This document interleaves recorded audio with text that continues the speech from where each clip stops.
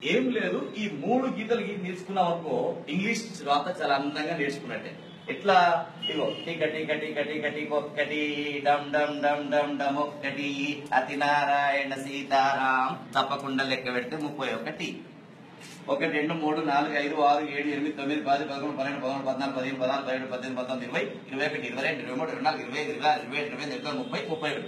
ఇలా రాగానే దీన్ని ఏ విధంగా చేసుకుంటే ఏ, ఇది బి, ఇది సి, ఇది డి, ఇది E, F, G, H, I, J, K, L, M, N, O, P మారిపోతుంది రాత తొందరగా.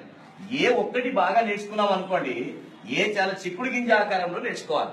నేర్చుకున్న తర్వాత ఇట్లా అంటే పి అవుతుంది, ఇటు కింద గీస్తే డి, ఇట్లా అంటే పి, ఇది క్యూ, ఇది జి, కాలి గింజ రాస్తే ఓ, ఇట్లా ఇట్లా అనుకో ఎన్, ఇది ఎం, ఇది యు, ఇది డబ్ల్యూ, ఇది హెచ్, ఇది వై, ఇది సి, ఇక్కడ నుంచి ఇంతవరకు రాస్తే సి, ఇట్లా ఇట్లా అనుకో ఈ, అక్కడ రాసి చుక్క పెడితే ఐ, ఇట్లా అంటే ఎల్, ఇది జే, దీంట్లోనే కే, దీంట్లోనే ఎస్, దీంట్లోనే ఎక్స్ రాసినాం అనుకో ఏ సన్నగా రాసి బి పెద్దగా రాయవద్దు.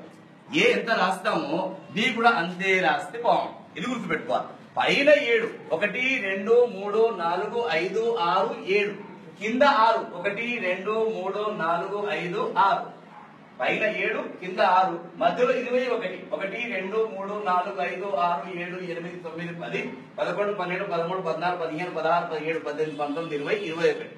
పైన ఇగో బి, ఇది డి, ఇది ఎఫ్, ఇది హెచ్, ఇది K, L, T. BDF HK అంటే పై 2 డబ్బాలలో రాయాలి. ఇగో G, J, P, Q, Y, Z ఇవి కింది 2 డబ్బాలలో రాయాలి ఫోర్ములా కాపీలో. ఇక్కడ ఇగో A, C, E, I, M, N, O, R, S, U, V, W, X ఇవి మధ్య డబ్బాలో రాయాలి ఫోర్ములా కాపీలో. ఇవి పై 2 డబ్బాలలో, ఇవి కింది 2 డబ్బాలలో, ఇవి మధ్య డబ్బాలో రాస్తే ఇంగ్లీష్ ఈజీగా మీరు చాలా అందంగా